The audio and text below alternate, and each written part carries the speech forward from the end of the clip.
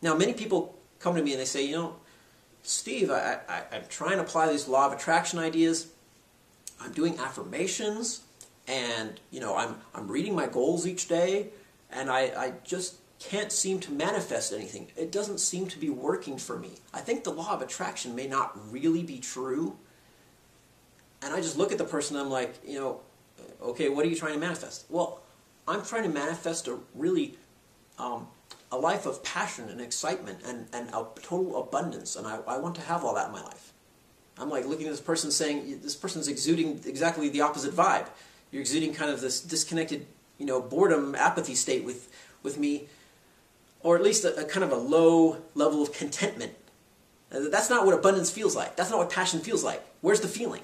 Okay, if the feeling isn't there, it's not going to manifest. It has to be, the vibe has to be being put out by that person.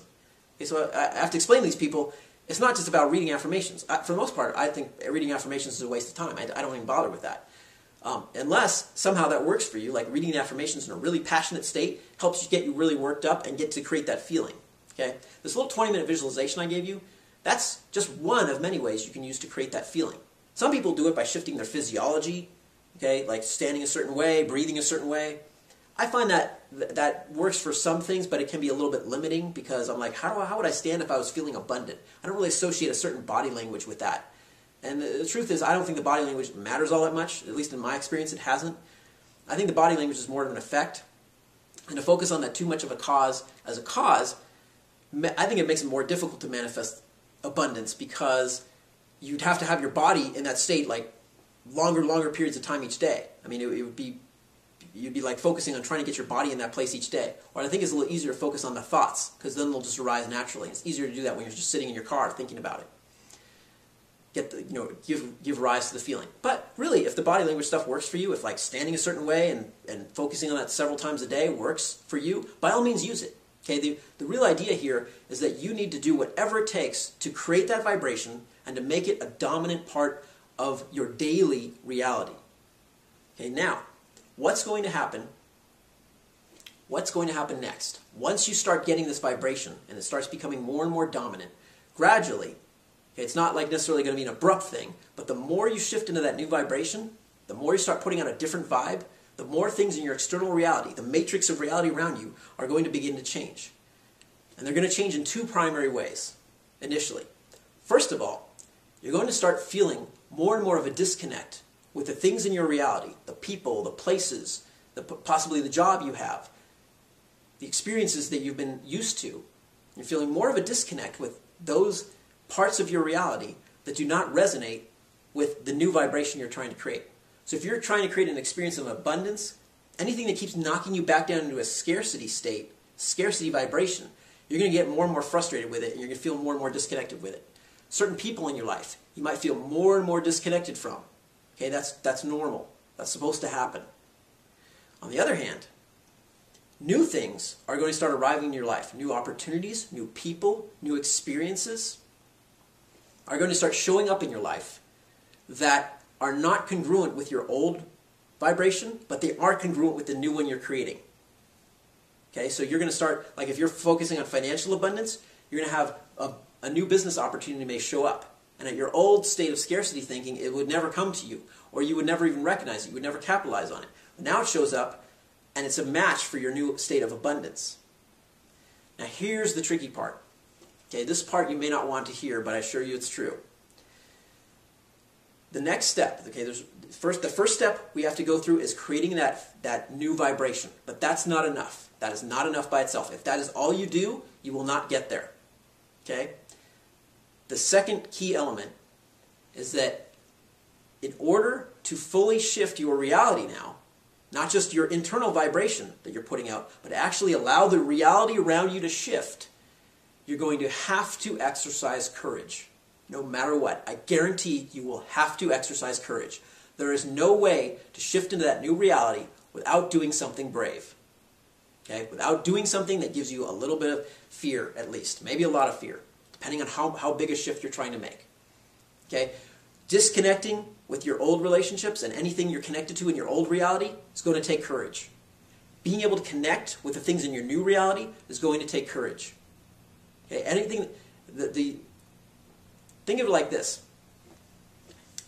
Think of it like this. You are in a certain comfort zone right now. And your comfort zone is simply what you're experiencing. Assuming you've been experiencing things in your life for a certain length of time, like certain relationships, a certain career, certain financial situation, you've gotten used to it. Okay, you're comfortable with it. Even though it may not be what you want, it's within your comfort zone. It's a familiar experience. If you want to shift over to a new place of being, that is a new vibration, it's a new reality, it's a new experience, and therefore is outside your comfort zone. You are not going to be comfortable with it. So when these things start showing up in your life, they're going to give you a feeling of discomfort, which you may interpret as fear. Okay, you may be scared to take advantage of some of these opportunities. Okay, like when I would shift my vibration financially, I would get some business deals that would show up, and they would be bigger than anything I'd done before. It made me a little nervous. Okay, but if I get nervous, I'm shifting my vibration back into scarcity. So I have to go back and like, okay, what's this abundance mindset? Well, that's going to include some confidence. So I have to put myself back there, and I have to exercise the courage to take advantage of those deals that came to me. On the other side, I have to exercise courage to disconnect from all the stuff in my life that doesn't resonate with my new vibration of abundance I'm trying to create. Okay? You do have to take action here. That's where the action comes in, is being able to summon the courage to really follow your heart. That when you created this heart set, this new vibration, you've got to follow it now. You have to let it lead you. Okay? You have to honor it. If you keep going back to the old vibration, you're simply going to block what manifests. Okay? The manifestations are going to start showing up. But they're going to come in a way that's going to make you uncomfortable. Okay? That's where you have to just say, all right, I know courage is required. I just have to be brave, and I've got to do it. I've got to let go of the old, and I've got to start embracing the new.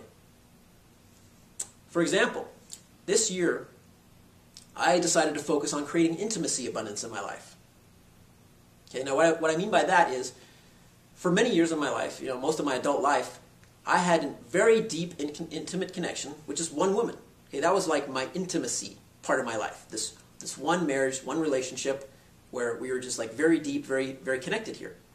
And as I started thinking more about this abundance mindset, I felt a little bit out of match with this. Like it didn't feel like a good fit for me anymore, because I felt like, I'm trying to get like all my experience of love from just one person, and that's not what I'm feeling anymore. I'm starting to shift in this vibration of wanting to be just like surrounded by just a radial field of love just all around me, like wanting to have these loving, deep, intimate connections with lots of people. Maybe not a huge number, but say at least like half a dozen really close, intimate friends where I can just talk to them about anything, they can talk about me about anything, we care about each other very deeply, we encourage the heck out of each other, we inspire each other, wanting to have those kinds of connections. But then I also had the sense that, if I was connecting that deeply with a woman, well, this is what happened with my wife. When I first met her, I connected with her very deeply emotionally, and then it became a physically intimate relationship as well. And I thought, what would that feel like to have like multiple emotionally intimate connections, but also the possibility that there'd be multiple physically intimate connections connected with that emotional intimacy as well. And I thought, does that feel good? Does that feel like something I want to step into? Does that feel like a vibration I want to experience? So I just imagined it. What would that be like? And as I imagined it, I thought, that feels so good to me. It feels better than what I'm experiencing right now, just this one-on-one intimate connection, physically and emotionally. I thought I would feel really good in that place. And I couldn't help but just keep thinking about it and imagining it and how good it felt. And so I started to shift into that vibration. And then new experiences started coming to me. And I was like, oh, wait a minute. I can't do that with you. I'm married. And I would block them. And I kept blocking him and blocking him and blocking him. I'm like, whoa, and I still kept focusing on that vibration, so these things kept showing up.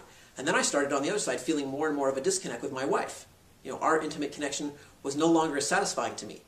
And why? Because I was shifting my vibration out of this intimacy model based on just a single committed monogamous relationship, and I wanted to have really this field of loving relationships around me. Like that's what I was moving into manifesting. But as it started showing up, I started blocking it. Well, eventually I realized what I was doing, and I thought, I do want to step into this vibration. I do want to allow my reality to be congruent with the person I'm becoming on the inside. And that took a lot of courage. I had to start doing things that were very much outside my comfort zone, because it was not anything I experienced before.